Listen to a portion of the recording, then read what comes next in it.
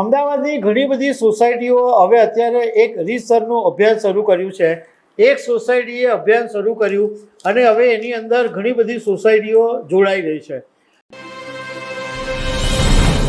અમદાવાદની અંદર લગભગ 100થી વધારે સોસાયટીના લોકો કલેક્ટરને પત્ર લખી રહ્યા છે અને એમના વિસ્તારની અંદર અશાંત ધારો લાગુ કરવા માટેનું એક રીતસરનું અભિયાન શરૂ થયું છે અને એક પછી એક પત્રો રોજ કલેક્ટરને મળી રહ્યા છે.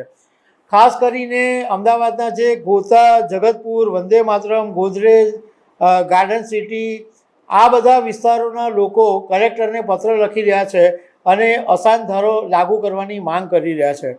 તો અશાંત ધારો શું કામ છે, શું કામ લગાવવામાં આવે છે, શું નિયમો છે, આ બધા વિશે હું તમારી સાથે વાત કરીશ. મારું નામ રાજેશ શાહ છે અને તમે જોઈ રહ્યા છો ગુજરાતના સૌથી મોટા ડિજિટલ ન્યૂઝ પ્લેટફોર્મ ખબરછે.com. અમદાવાદની ઘણી બધી સોસાયટીઓ હવે અત્યારે એક રીતસરનું અભિયાન શરૂ કર્યું છે. એક સોસાયટીએ અભિયાન શરૂ કર્યું અને હવે એની અંદર ઘણી બધી સોસાયટીઓ જોડાઈ રહી છે. એક સોસાયટીએ એવો દાવો કર્યો છે કે એક બીજા ધર્મના વ્યક્તિએ હિન્દુ ધર્મના વ્યક્તિ કહીને મકાન ખરીદ્યું અને પછી પાછળથી ખબર પડી કે એ હિન્દુ સમાજના નહોતા. તો જ્યારે લોકોએ વિરોધ કર્યો ત્યારે મારામારી થઈ અને એ વાત પોલીસ મથક સુધી પહોંચી ગઈ. એટલે હમણાં અમદાવાદના જે આ વિસ્તારો છે, ગોતા, જગતપુર, વંદે માતરમ, ગોદરેજ, ગાર્ડન સિટી, આ બધા વિસ્તારના લોકો હવે કલેક્ટરને લિખિતમાં પત્ર લખી રહ્યા છે અને આ બધા વિસ્તારોની અંદર અશાંત ધારો લાગુ કરવાનું કહેવામાં આવ્યું છે. હવે આખા ભારતની અંદર ગુજરાતમાં એક જ એવું રાજ્ય છે, ગુજરાત એક જ એવું રાજ્ય છે કે જ્યાં અશાંત ધારો લાગુ પડે છે. અહીંયા આગળ ગુજરાત અશાંત વિસ્તાર અધિનિયમન લાગુ કરવામાં આવેલો છે અને અમદાવાદ, સુરત, વડોદરા, રાજકોટ આ બધા વિસ્તારોની અંદર અશાંત ધારો લાગુ છે અને જ્યાં કોમી તણાવ, હિંસા કે અશાંતિ થઈ હોય આવા વિસ્તારોને અશાંત વિસ્તાર તરીકે જાહેર કરવામાં આવતા હોય છે. હવે આ અશાંત ધારાનો જે કાયદો છે, અશાંત ધારા એક્ટ અધિનિયમન કેમ બનાવવામાં આવ્યો, તો એ એકચ્યુઅલી 1986માં બનાવવામાં આવ્યો અને 1981માં એમાં સુધારો થયો અને કોમી તણાવવાળા જે વિસ્તારો છે એમાં એક સમુદાયના લોકો બીજા સમુદાયના વિસ્તારમાં મિલકત ખરીદીને ડેમોગ્રાફી બદલવાની પ્રયાસોને અટકાવવા માટે આ કાયદો લાવવામાં આવ્યો. બીજું કે લોકોને ધાકધમકી અને બળજબરીથી મિલકતો છીનવી લેવાતો હતો એવા આરોપ લાગતા હતા.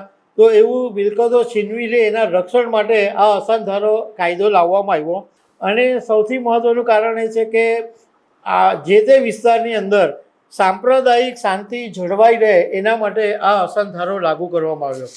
હવે આના જે નિયમ છે એમાં એવું છે કે જ્યાં અશાંત ધારો લાગુ પાડવામાં આવે એટલે કલેક્ટર લાગુ પાડે, એટલે ગુજરાત સરકાર તરફથી લાગુ પાડવામાં આવે અને અશાંત ધારો લાગુ થાય તો કોઈ પણ મિલકત એ જેમ કે મકાન, દુકાન, જમીન કંઈ પણ તમે ખરીદી અથવા વેચાણ કરો તો કલેક્ટરની પૂર્વ મંજૂરી લેવી ફરજિયાત છે. એના વગર તમે નહીં વેચી શકો, નહીં ખરીદી શકો. વેચનાર વ્યક્તિ જે છે એણે કલેક્ટરને અરજી કરવી પડે છે અને એની અંદર બંને પક્ષોની સંપત્તિ, કારણ વગેરેની માહિતી આપવી પડે છે.